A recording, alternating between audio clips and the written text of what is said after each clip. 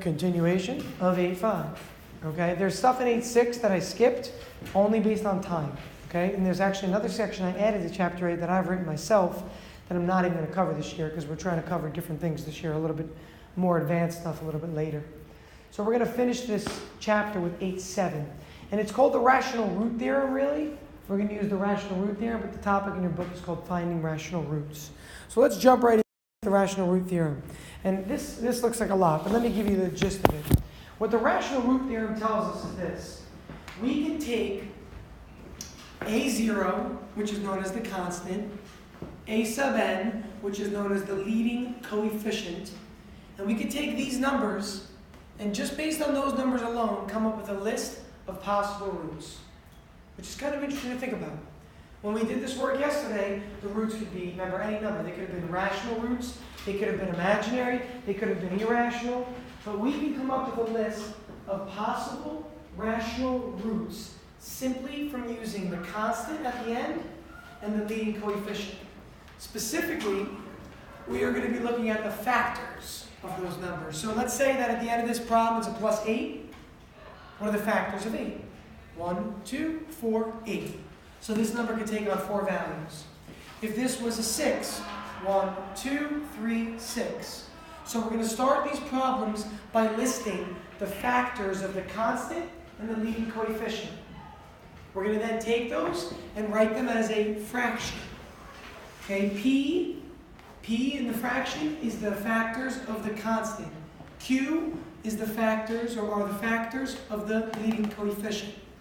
So what we're going to really have here, simply put, is factors of constant over factors of the leading coefficient.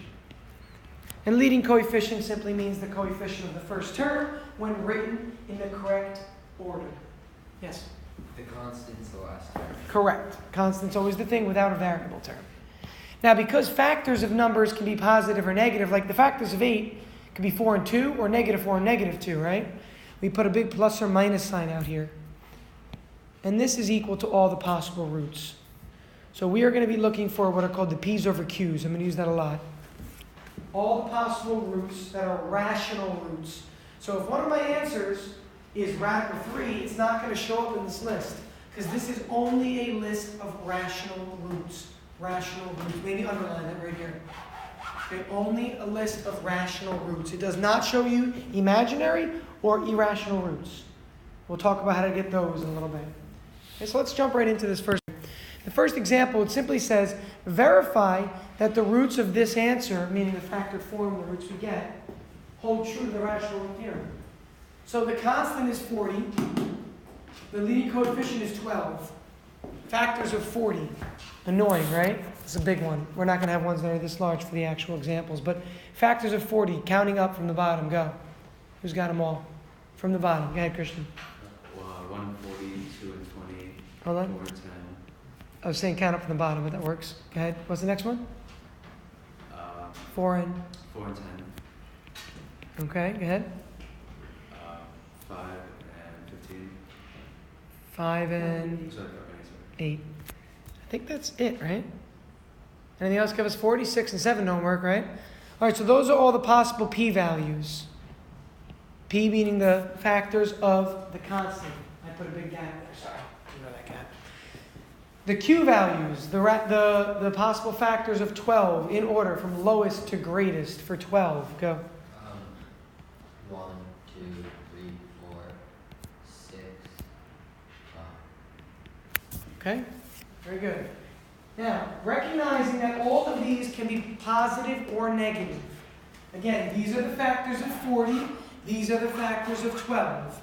Now, I list them all as fractions.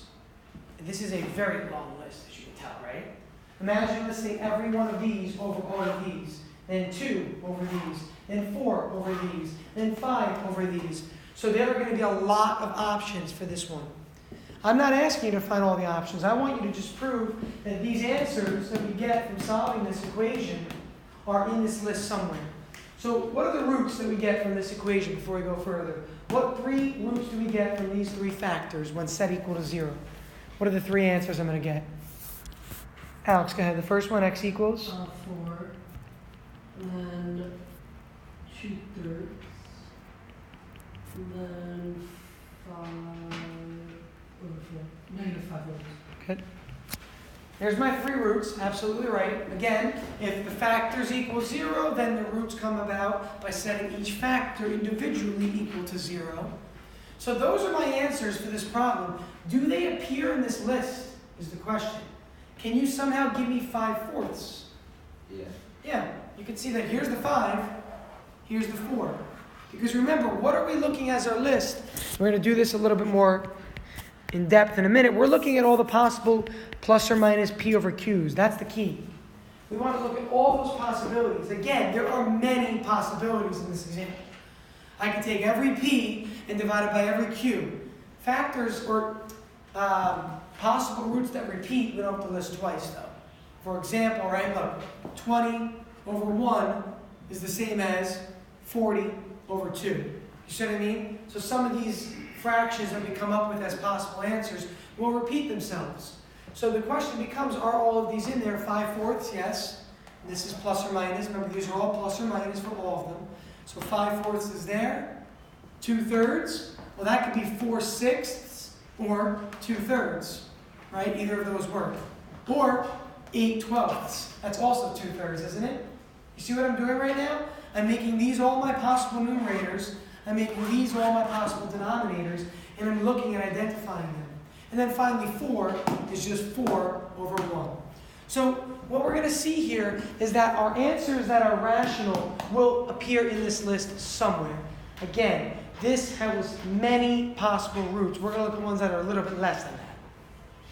Instead of like setting it equal to 0, could you just see if like the x's in each one of the parentheses adds up to 12x to the third, or like -1 and -2 times -5 equals 40?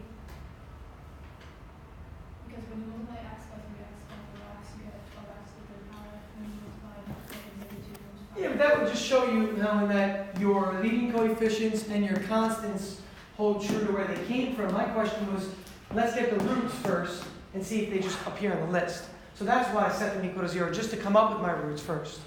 In a minute, though, we're not going to have this factored form. We're going to have only the original, make our list, and then based on our list, we'll come up with these factors. Okay? So here are some steps. Okay, some steps, and you don't have to obviously take this exact approach, but it is a useful approach. So start these problems by listing the possible roots. So listing p over q. This is going to be very useful when we have degrees like x to the 5th or x to the 4th.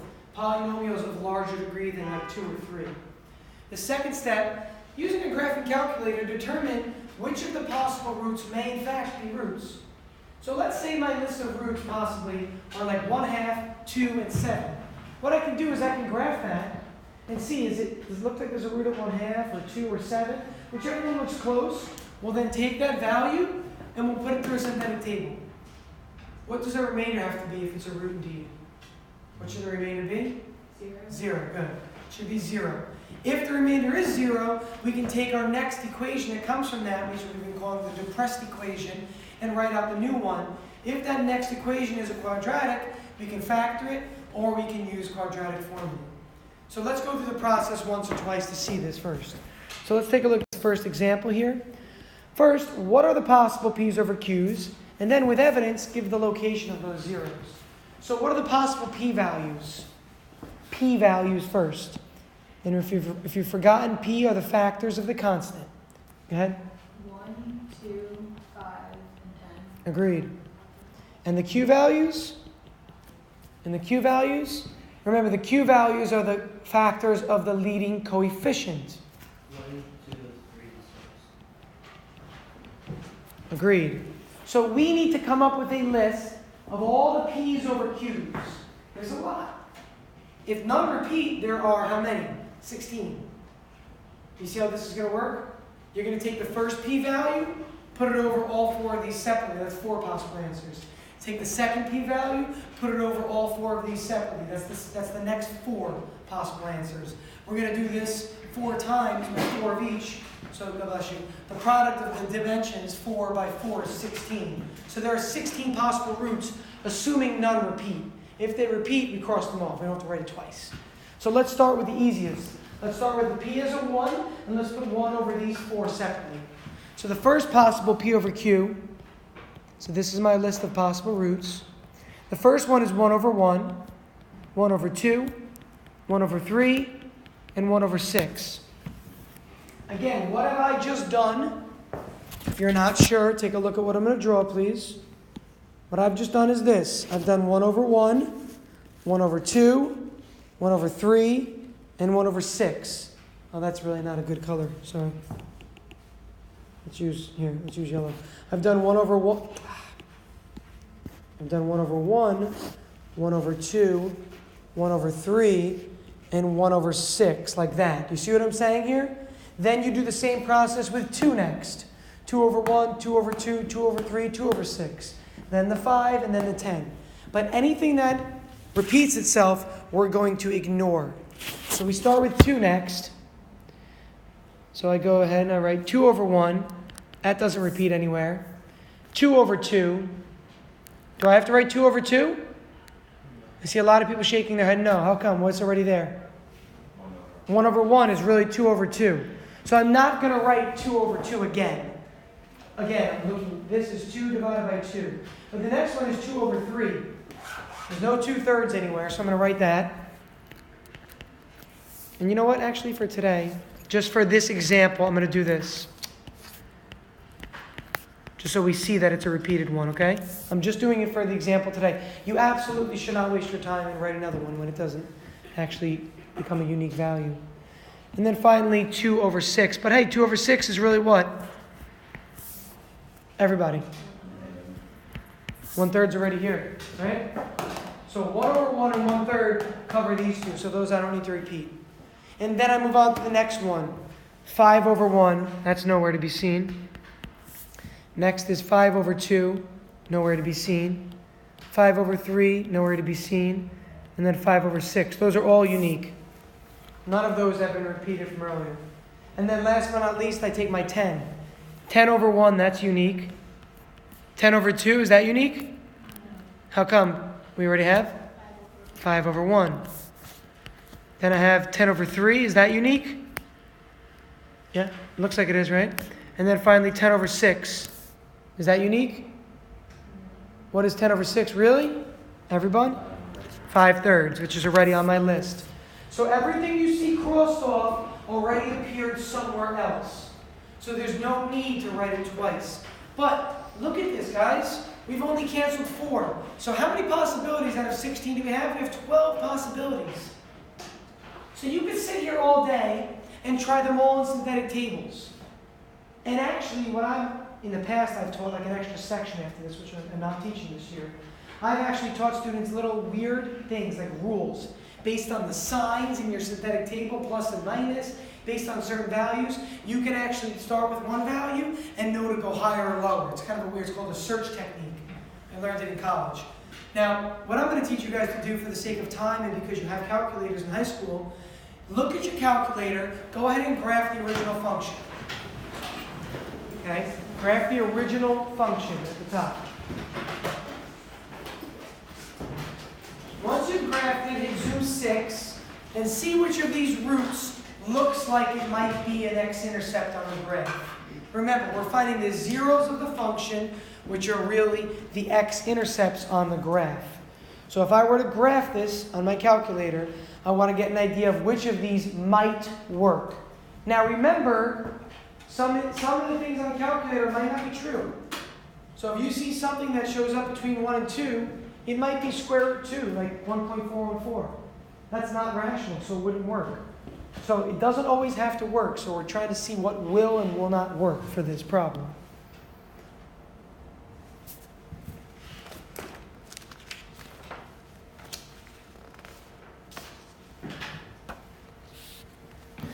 I'm going to put a little graph on the top right of what I see when I graph this. God bless you. if I were to graph this on a negative 10 to 10 graph, or something close to it, what I'm seeing, I zoomed in on mine, but what I'm seeing is that between 0 and negative 1, there's a root. The graph looks to be increasing there. Looks like I see this. God bless you. And then it's probably going to go off the graph. And then the graph comes back, and it looks like there's something else near, looks like 2, and then between 2 and 3. So let's go ahead and draw some tick marks over here. The graph comes back right around 2. God bless you. It loops around and comes back around here. That's the graph that I see when I zoomed in a little bit. You should see one of the roots somewhere here and the other roots over there. Is that about what you see when you graph? Approximately, right? Now, it's very, very tempting to test the number 2. Because look, here's 2 right here, isn't it? And doesn't it look like 2 is close to the x-intercept? But unless it's really going through exactly, there's a good chance it's not one of your answers or it's close to 2. What number on this list is close to 2? 1/2 or 1/3. Close to 2. It's got to be between 1 and 2, right? If it's close to 2. Sorry. That's okay. 5/3. 5/3 is 1 and 2/3. Again, 5/3 is 1 and 2/3. So because you can kind of see in your calculator that it doesn't hit 2 exactly, probably wouldn't test 2. But it looks like it's around 2.5, doesn't it? And what's on the list that's around 2.5, or is 2.5 on this list? What fraction is 2.5 on this list? Maura? That's halves. Yeah, 5 halves. 5 halves. And then over here, it's maybe negative 1/2. And 1/2 is one of my options, and I have to remember it's plus or minus. So 1/2 might be it. So I have to think of a logical way to take a guess as to what I'm going to be picking for my roots. So let's rule out things that clearly aren't right. How about that? Let's start with that, okay? Anybody see 1? No, it doesn't look like it's crossing at 1. So let's cross off 1 right away. That's out of the option. It's not at 1 or negative 1. 1/2, it might be. It might be at negative 1/2. Let's leave that. 1/3, it could be at negative 1/3. I don't know exactly where that's crossing. On mine, it was not actually perfect, by the way. If anything, it was actually like this. I think it was a little bit closer to the y-axis there. So I'm not sure if this is 1/2 or 1/3, so I'm going to leave both. 1/6, probably not. I'll put a little question mark, or maybe I'll just put I'll put 1 arrow through it like this for now. Okay, I haven't completely ruled it out, but it's probably not 1/6. Next, I go to the number 2. It might be near 2. It's very possible it's near 2. I can't tell because my pixels aren't really showing up well on my view. So I'll leave this as a possibility. 2/3, it's definitely not. It could possibly be negative 2/3, but based on what I'm looking at on my graph, it's definitely not more than negative 1/2. So I can rule out the negative 2/3 or positive 2/3. It's definitely not 5 or negative 5. That's out. It could be 5 halves. We don't know yet. Could. It could be 5/3. We don't know yet. Could it be 5/6? No. Because 5/6 is where? A point on the graph. 5/6 is like here. Negative 5/6 is all the way over here. But this root was closer to the negative 1/3 or negative 1/2 domain. So 5/6 is out. I'll put 1 line for now, but it's pretty much out. 10 is definitely out. And then 10/3 is really 3 1/3, which is clearly not an answer on here. So I can rule that out as well. So what are my options that I'm going to test? Here are my possibilities that are circled. And then the other ones that only have 1 slash through them might also be right. Now, specifically, is it negative or positive for each? The 1/2, if I test that, it's a negative 1/2. It's a negative 1/3 I should test. I should test a positive 2. I should test a positive 5 halves. And then a positive 5/3. So what I've done now is I've had a list. I've narrowed down my list. And I've said maybe 2, maybe 2.5, maybe 1.66 because of these possible roots. Then over here, negative 1/2 or negative 1/3 because of possibly this root over here.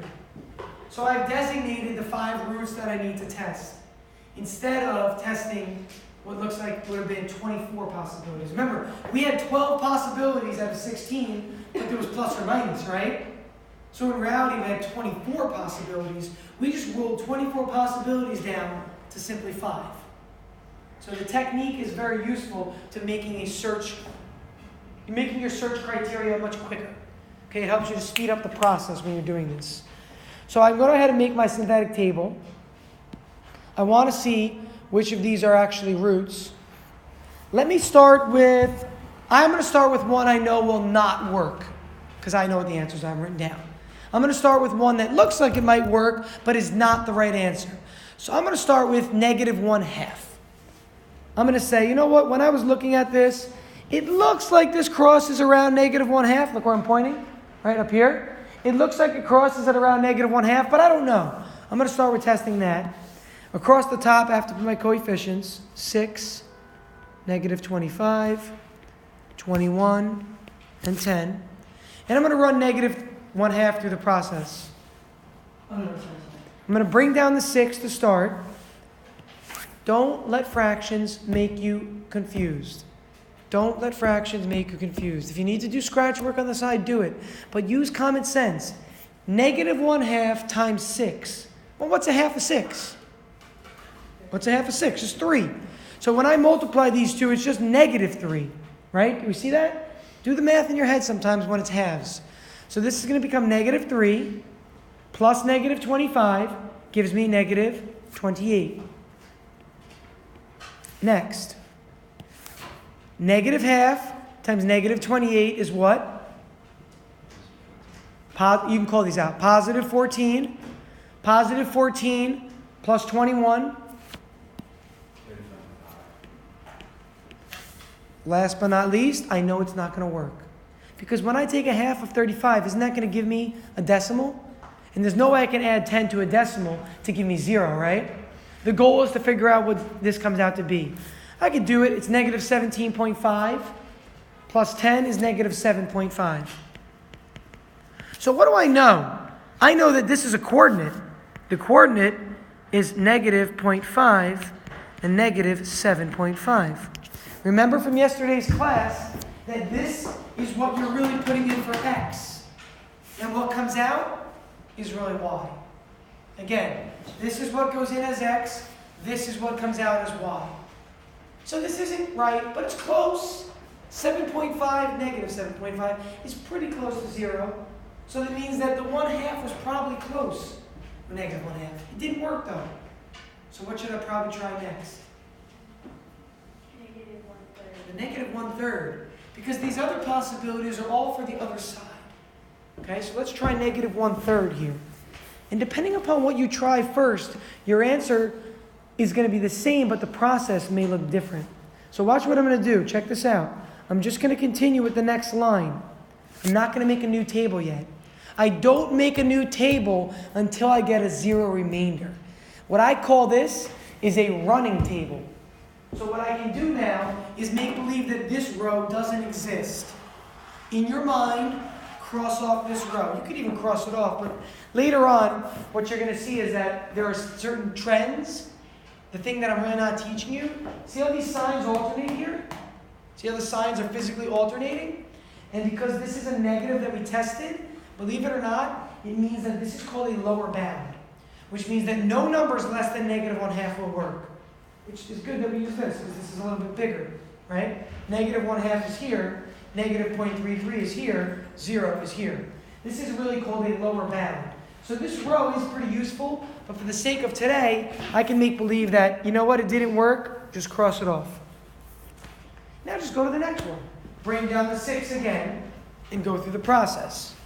This is a little trickier now, because it's thirds, right? What is a third of 6? 2. So -1/3 times 6 is -2. -2 plus the -25 gives me -27. Then I go ahead and take -1/3 times -27. What's a third of 27? So this is going to be a +9. A 9 plus 21 gives me a third of 30 is, because it's a -3rd, it's now -10. So this becomes -10 plus 10, 0. There it is. This is one of my roots. Okay? Or zeros of the function. So negative 1/3 worked. So go to your list again. Let's cross off negative 1/2. That didn't work. No other negative numbers are going to work because my graph only shows one negative root here, right? It's physically only one negative root. So as a result, I can now recognize that since this worked, I can make another equation from these three right here. So let's bring down our coefficients from these three. Remember, whenever the remainder is 0, we can bring this down as our depressed equation. Depressed meaning the next set or the subtable. So let's go ahead and carry these coefficients down.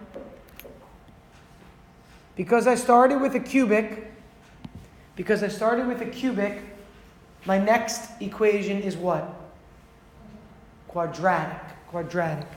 So this is 6x squared minus 27x plus 30. Now, I want to know the x-intercepts of the original function. Well, this is one of the factors, right? This is one of the factors of the original function because the remainder was 0. So I can just set this whole thing equal to 0 and solve. I don't have to use another table if I don't want to. You could use another table and make these three your headings.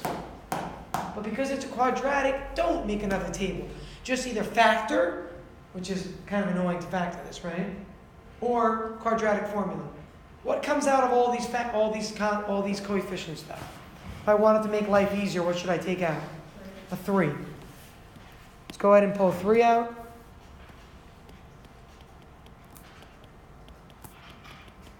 And now I can actually factor this pretty well. Because there's only one way to write these factors. It's going to be a 2x and it's got to be an x. I know already that that's what the factors will start. It's a lot harder when it's a 6 as a leading coefficient, because this could be 2 times 3, 1 times 6, well, those possibilities. But now that we only have one possibility, it's a lot easier.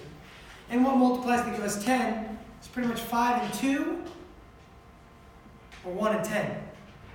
5 and 2, or 1 and 10. And based on my other possible roots, take a look at my other possible roots back at the beginning. Do you see 5 halves here, guys? You see a 2? 5/3 is probably not it, because this has nothing to do with 3, right? This doesn't turn out to be a 3. So maybe those are the other two roots. Anybody got the factors for this? Anyone got the factors for it? 2x minus 5x minus 2. Which will give me roots of x equals 5 halves and x equals 2. Okay, so my 3 roots are circled in blue. Negative 1/3 is the first root, or 0 of the function. 5 halves is the second 0 of the function. And 2 is the third 0 of the function. How many roots did we get? Why? Because the original equation is to the power of 3. Good. Original was to the third power, so I must get 3 roots. Did they all have to be rational, though? No, of course not. They happen to all be rational here on purpose. Okay? The first problem I made gave you all rational answers. Can we all see this visually? If this had not been factorable, you might have to use what instead? If it's not factorable, use the... And the quadratic formula can give you what kind of roots? They could be... Rational, imaginary. Or real. Okay, irrational, put those together. Irrational, imaginary, or rational. So there is a possibility that the quadratic will give us roots that are not rational. So they did not have to be those answers from the list. Is that clear what I'm saying? Okay? Again, it did not have to be all rational answers. Let's next example here. If the velocity of a particle is defined on this certain interval, determine when the particle is at rest. So here's a little physics for you. Lucas sees this in physics and calculus a lot. This is like a standard calculus problem where then they use derivatives for it. When a particle is at rest, what do you know about its velocity? Yeah, it's 0. So what are you being asked to find, really? If you're setting the velocity function equal to 0, yeah, you're finding the zeros of this function, or the roots of the equation that I'm currently writing. Remember, the zeros of this function is the same thing as setting the function equal to 0 and then saying that you're finding the roots. So let's make our p's over q's and start testing. Notice this is to the 4th power. So you're going to get an x degree of cubic. So you're going to have to make another subtable for this one. And then after that, you'll get to quadratic, and you could use the quadratic formula. P-values, go. P-values, quickly. Good. 1, 5, 7, and 35. Awesome. Q-values. Those are the easy ones. Q-values. Go. 1, 2, 3. Very good. There's my, that's it. That's my list. Okay? I'm going to have 16 of these to go through. I'm going to have 16 of them to go through that are possibilities. So I can sit here and list all 16, which I normally would do. Okay, but because, is this a 1237 day, or what is this day? Is it 1237? It is, I thought so. Okay. So for the sake of time, what is it? Even worse. So for the sake of time, we have a rather long list. If you look at your calculator and graph this, there are only 2 x-intercepts shown. What does that tell you automatically? The others are imaginary. Very good, Mauro. So there are 4 roots to this problem because it's x to the 4th. On the calculator, you will only see 2.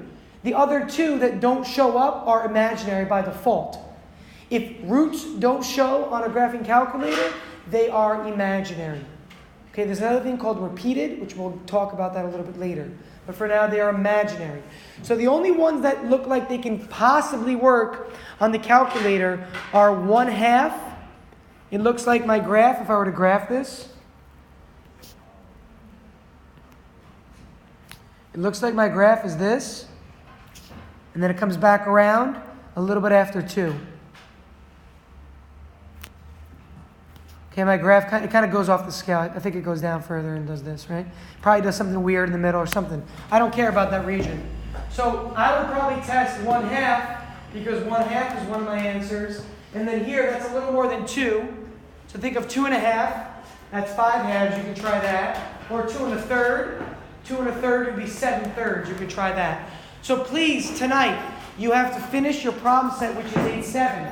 I would recommend that you at least just look through my notes to go through these last 2 problems before you attempt 8-7. So finish up example 3, and then example 4 is one more example to look at beyond this.